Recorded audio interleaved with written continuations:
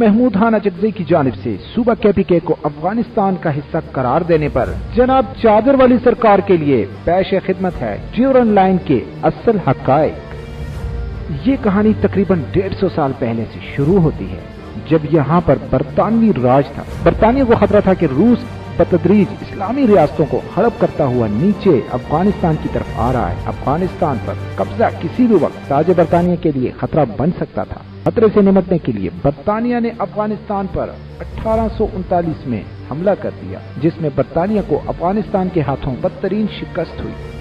چند دہائیوں کے بعد تاج برطانیہ نے انہی خطرات کے پیش نظر دوبارہ افغانستان پر چڑھائی کرنے کا منصوبہ بنایا۔ اس بار افغان حکومت کا رویہ مختلف تھا اور افغانستان کے شاہ عبدالرحمن خان نے تاج برطانیہ کے ساتھ معاہدہ کر لیا۔ تاج برطانیہ کی طرف سے کسی ممکنہ حملے سے نمٹنے کے لیے موجودہ ڈیورنڈ لائن کے دوسری طرف کے علاقوں سے دستبردار ہونے کا فیصلہ کر لیا۔ یہ معاہدہ صرف شاہ عبدالرحمن خان کی زندگی تک محدود تھا۔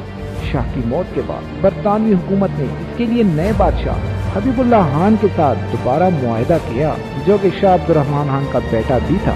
نیا معاہدہ ڈین حبیب اللہ ایگریمنٹ کے نام سے جانا جاتا ہے، جس میں افغانستان نے ڈیورنڈ لائن کو ایک مستقل سرحد کے طور پر تسلیم کر لیا۔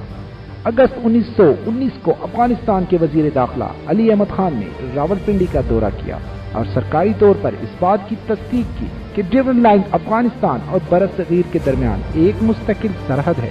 ماہ بعد نومبر 1921 میں سر RC ڈوبل نے افغانستان کا دورہ کیا تاکہ افغانستان کے ساتھ دوستانہ سیاسی تعلقات کا آغاز کیا جا سکے، اور 22 نومبر 1921 کو ایک اور معاہدہ لکھا گیا، جس کے تحت تیسری بار افغانستان نے ڈیورنڈ لائن کو ایک مستقل بین الاقوامی سرحد کے طور پر تسلیم کر لیا۔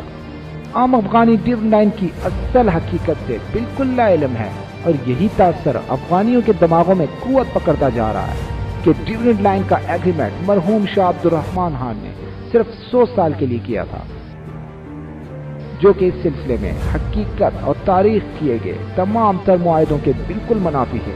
جب 1947 میں قیام پاکستان عمل میں آیا تو اس وقت یہ پروپیگنڈا کیا گیا کہ سلطنت برطانیہ کے خاتمے کے ساتھ ہی ڈیورنڈ لائن کا معاہدہ بھی کالعدم ہو گیا ہے، اور اب اس کی کوئی حقیقت نہیں۔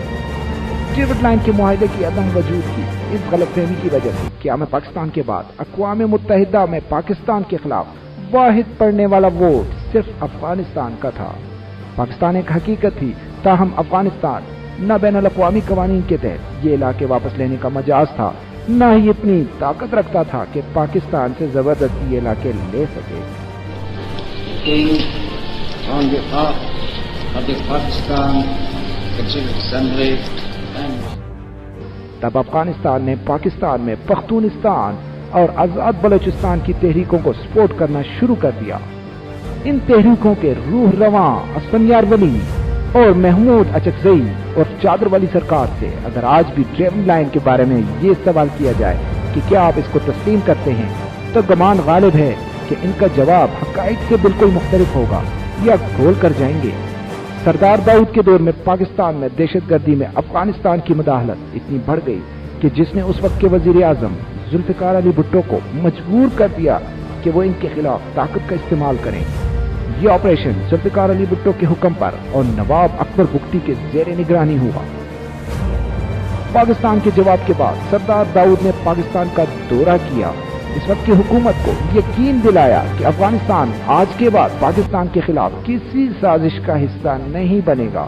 سردار داؤد کو افغانستان پر روسی حملے سے قبل روسی فوج نے قتل کر دیا تھا۔ اس وقت جنرل ضیاء الحق پاکستان میں اقتدار میں تھے، اور پھر دنیا نے دیکھا کہ افغانستان کی آزادی کے لیے پاکستان نے بڑے بھائیوں والا کردار ادا کیا۔ پاکستان اور افغانستان کے درمیان بہتر تعلقات پوری دنیا میں امن کی بنیاد ہیں، اور ڈیورنڈ لائن کی فرضی کہانی کو اب ختم ہونا چاہیے، اور افغانستان کو ڈیورنڈ لائن کو ایک بین الاقوامی سرحد کے طور پر تسلیم کرنا چاہیے۔ افغانستان کو سمجھنا چاہیے بین الاقوامی سیاست میں فرضی کہانیاں حقائق کے سامنے زندہ نہیں رہ سکتی۔ ایک فرضی کہانی کی بنیاد پر بھارت کے ساتھ مل کر پاکستان کو غیر مستحکم کرنا افغانستان کے لیے نتیجہ خیز نہیں ہوگا، کیونکہ پاکستان کوئی فرضی کہانی نہیں بلکہ ایٹمی حقیقت ہے۔